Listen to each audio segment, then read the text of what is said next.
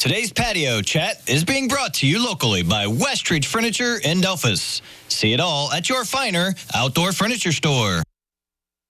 Well, the state of Ohio approved a new budget for a pilot program that affects us here in different counties around us. And here to talk about that is Brian Winegardner, Allen County Commissioner. Welcome, Brian. Chris, how are you today? All right, so this is a new state-funded program, right? Yeah, it's a pilot program geared towards our public defender's office. Just to kind of give a quick synopsis of how it works now is the public employee or public defender's office are county employees, and then the money we have invested gets reimbursed by the state. Sometimes it's 70%, sometimes 90%. But Commissioner Noonan, he kind of spearheaded this project and went through the state, and it appears that it's going to be approved.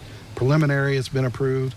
The final word has not been out yet, but it looks to me like there's a pilot program that's going to start for our public defenders to become state employees, and then there'll be one hub in Lima, but this particular office will oversee Allen, Putnam, and Hardin counties. Okay, so is that a good thing, do you think, for our area? Is it how does it affect, like, the normal Joe Schmo, like you and I? Yeah, so when you indigent defense is what it is. When you don't have money, if you're charged with a crime, you don't have money. So the state is required to defend you. So it's by the Ohio code. So I guess if you haven't been charged with anything, it doesn't affect you. So, but what it does is creates a department. A lot of times they have trouble with finding people that want to do this. So the resources are there to have a larger pool, if you will, of attorneys, and so it's governed by one. So if let's just say Allen County has a light day, Putnam County has a heavy day in courts, we can reassign some of the Allen County to Putnam and vice versa. Yeah, so that'll kind of like clear up things, especially in the courts, I would say, right? Yeah, it should streamline things, yes. It probably won't reduce the amount of cases, but it'll streamline it. Yeah, fantastic. So is there anything else that you can talk about with that, or?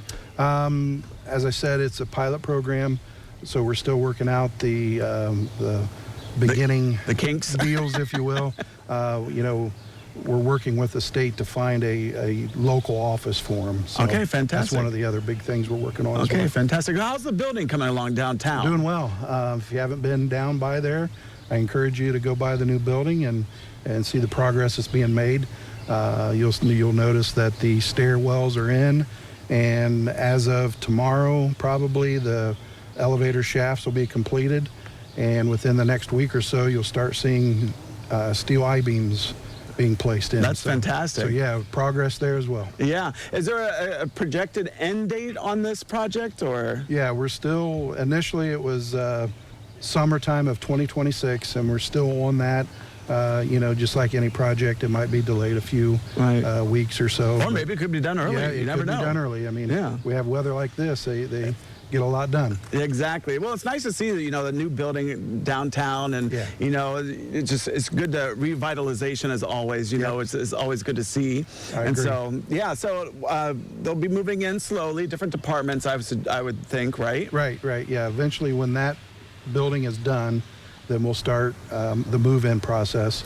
Not sure how that's going to be coordinated yet, because we still have to be open for business. Yep. The offices like the auditor, treasurer, they can't just close down. I mean, it's a public office, so we're still working out the details of how we're going to do that. All right. Well, fantastic. Well, thanks for giving us the updates as always, Brian. You're welcome. Thank you, Chris. All right. Well, don't go away, because medical news is coming up next.